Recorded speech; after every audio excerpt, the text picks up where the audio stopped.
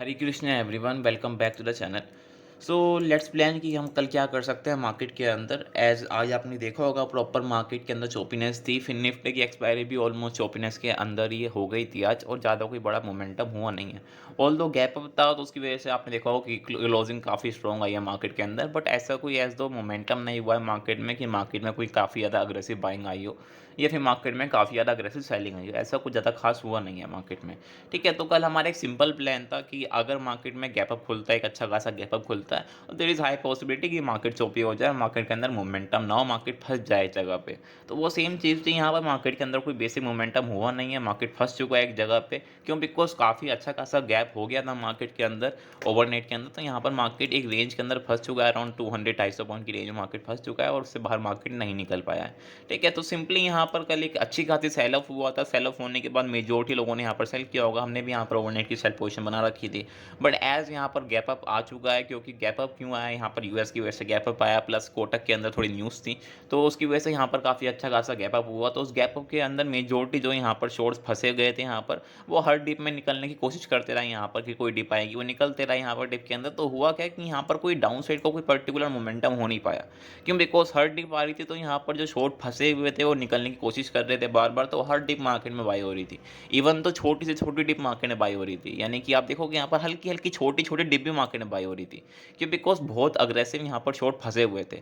अगर आप ध्यान से देखोगे तो 41,000 की कॉल पे अराउंड 70-80 लाख कॉन्ट्रैक्ट फंसे हुए थे। तो उन सब ने यहाँ पर ओपनिंग के आस-पास यहाँ पर एग्ज़िट करना स्टार्ट किया। अराउंड 80 ना 70-80 लाख कॉन्ट्रैक्ट थे, सब एग्ज़िट हुए ओपनिंग के आस-पास ही।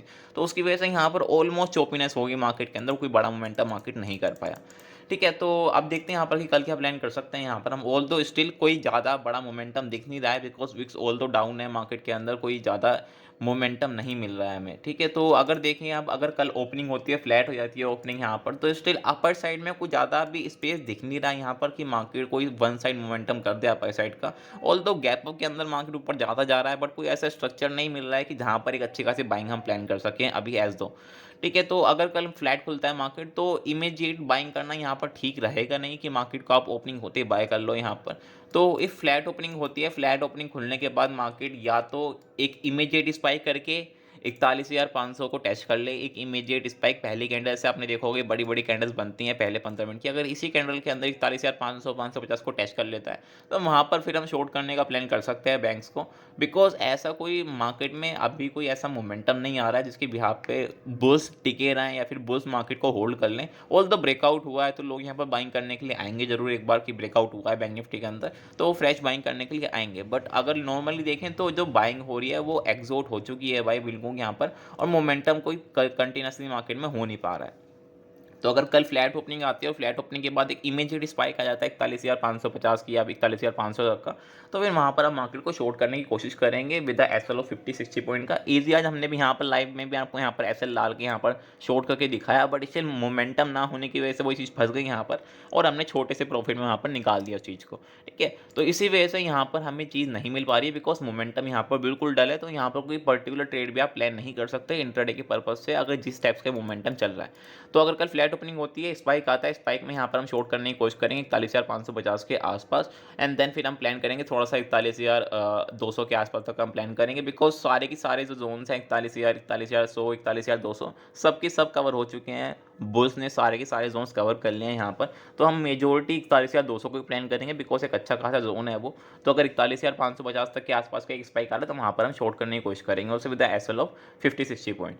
ठीक है, अगर गैप अप भी खुल जाता है, एग्जांपल लेते हैं कि गैप अप भी खुल जाता है, बिकॉज अभी यूएस मार्केट खुलेंगे तो वहाँ भी एक अच्छे खासे बाइंग पॉसिबल है, बिकॉज वहाँ भी एक अच्छा खासा ब्रेकआउट हुआ है। तो अगर गैप अप भी खुल जाता है 41,550 के आसपास, तो फिर हम यहाँ पर स्ट्रक्चर देखेंगे कि किस तरीके से हो रहा है। अगर यहाँ पर कोई इनसाइड कैंडल बन जाती है मॉर्निंग के अंदर ही, पहली इनसाइड कैंडल बन जाती है या फिर कोई रिजेक्शन आ जाती है ऊपर से, तो हम उसी के लो के नीचे शॉर्ट करेंगे, उसी का हाई ला के यहाँ पर हम उसे ट्रेड करेंगे। ठीक है, अभी पर्टिकुलरली बाय करने का यहाँ पर मतलब बन नहीं रहा है। इधर मार्केट में एक डिप आ जाए यहाँ पर, तो डिप में यहाँ पर हम बाय कर सकते हैं इस प्राइस के आसपास। ये कंटिन्यूसली मार्केट ऊपर जाएगा तो मौका नहीं मिलेगा बाय करने का, और आपका यहाँ पर मार्केट में कोई रिस्क रिवॉर्ड रेशो भी अच्छा नहीं बैठेगा, बिकॉज इस प्राइस पे हम लॉन्ग करें और हम 41,000 का एसएल बैठ के लगाएं, तो यहाँ पर काफ़ी बड़ा एसएल हो जाता है, प्लस ऊपर का स्पेस नहीं है इतना कि हम प्लान कर सकें चीज़ों को अभी। ठीक है, ऑल द स्विंग के लिए हम देख सकते हैं चीज़ों को, बट इतना बड़ा एसएल हम मेंटेन नहीं करते हैं जनरली, तो उसके बिहाफ पे यहाँ पर हम चीज़ों को देख रहे हैं।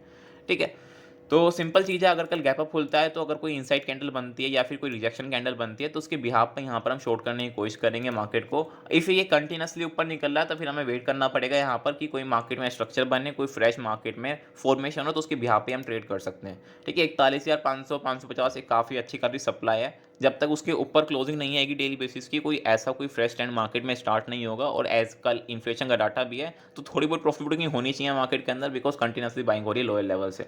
ठीक है, अगर कल गैप डाउन हो जाता है बाई चांस, कोई अगर सेलिंग आती है यूएस के अंदर, तो कल बाई चांस गैप अप हो जाता है अराउंड 41,000 के आसपास या फिर 41,100 के आसपास, तो ये अगर ये 41,100 के आसपास मिल जाता है प्राइस, या फिर 41,000 के आसपास मिल जा रहा है, तो फिर ये बेटर प्राइस होंगे मार्केट को लॉन्ग करने के लिए कल इंट्राडे के पर्पस के लिए। अगर ओपनिंग गैप डाउन आ जाती है 41,100 या फिर 41,000 के आसपास अगर ओपनिंग आ जाती है, तो एक बेटर प्राइस होगा मार्केट को लॉन्ग करने के लिए। क्यों? बिकॉज यहाँ पर जो बुल्स फंसे होंगे फिर वो सेम चीज़ यहाँ पर करेंगे, यहाँ पर कि वो निकलने की स्टार्टिंग करेंगे, बिकॉज ऑलरेडी काफ़ी प्रॉफिट मिल चुका है यहाँ पर बुल्स को।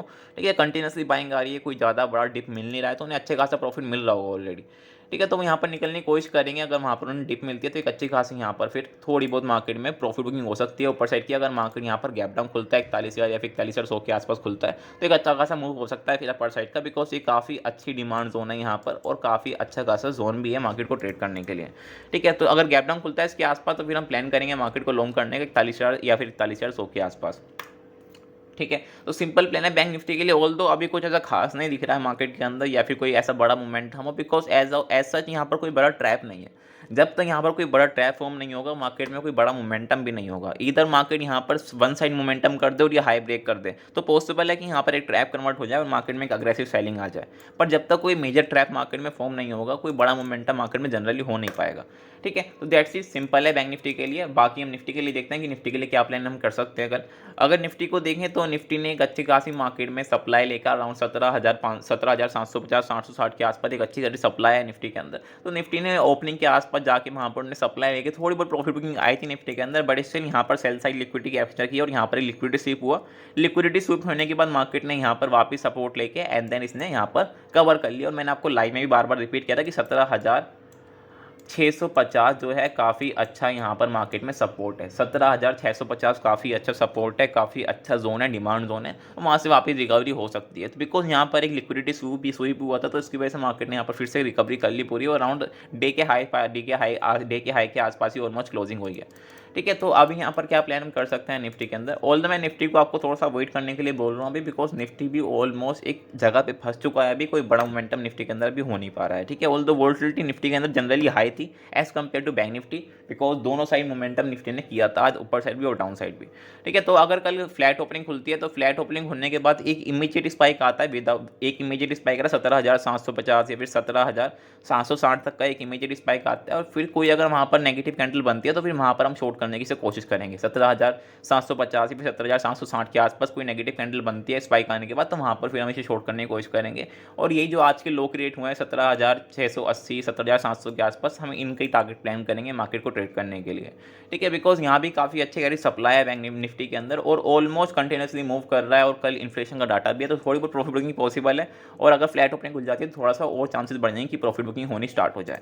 ठीक है, अगर कल गैप अप खुलता है तो फिर हमें वही अगेन प्राइस स्ट्रक्चर देखना पड़ेगा यहाँ पर, बिकॉज गैप अप खुलने के बाद ये कंटिन्यूस हो सकता है। क्यों कंटिन्यूस हो सकता है? बिकॉज यहाँ पर जो बार बार मार्केट को शॉर्ट करने की कोशिश कर रहे हैं, हर प्राइस पे शॉर्ट करने की कोशिश कर रहे हैं कि इतना मार्केट ऊपर आ चुका है और ऊपर चला जाएगा, वो फिर से मार्केट में ट्रैप हो जाएंगे, और उनका इंटरनेशनली मार्केट में अपसाइड का मोमेंटम आता रहेगा, और फ्रेश बाइंग मार्केट करने नहीं देगा किसी को, और जो चोपीनेस है मार्केट में वो कंटिन्यू रहेगी। यानी कि कोई बड़ा मोमेंटम नहीं हो पाएगा मार्केट के अंदर, but market still and slow and study market ऊपर जाता रहेगा। क्यों? बिकॉज मार्केट किसी को यहाँ पर फ्रेश एंट्री करने का मौका नहीं देगा, और ये कंटिन्यूसली ऊपर जाता रहेगा। कल गैप अप खुल जाता है, काफ़ी बड़ा एग्जाम्पल लेते हैं 17,750 के ऊपर ही खुल जाता है, तो हमें वहाँ पर भी फ्रेश स्ट्रक्चर देखना पड़ेगा।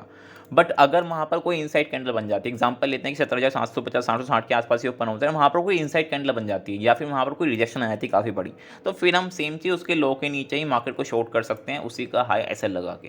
ठीक है, हमें वेट कब करना पड़ेगा? जब यहाँ पर मार्केट सस्टेन हो जाए, यानी कि 17,750 के ऊपर सस्टेन हो जाए, तो फिर हमें वेट करना पड़ेगा फ्रेश स्ट्रक्चर बनने का। फिर वहाँ पर हम इमीडिएटली कोई एक्शन नहीं कर सकते। ठीक है, तो ये सिंपल प्लान है निफ्टी और बैंक निफ्टी के लिए। इफ़ गैप डाउन खुलता है अराउंड 17,700 के आसपास, तो वो सीधा बाइंग के लिए कन्वर्ट हो जाएगा, या फिर कोई अगर उससे भी नीचे गैप डाउन खुलता है तो फिर हमें फ्रेश मार्केट में देखना पड़ेगा कि स्ट्रक्चर क्या बन रहा है। ठीक है, ऑल्दो अगर 17,700 के आसपास खुलता है, 17,680 670 के आसपास खुलता है, तो बाइंग के लिए ही ट्रेड होगा, बिकॉज वहाँ पर भी काफ़ी अग्रेसिव जोन्स हैं मार्केट में लॉन्ग करने के लिए।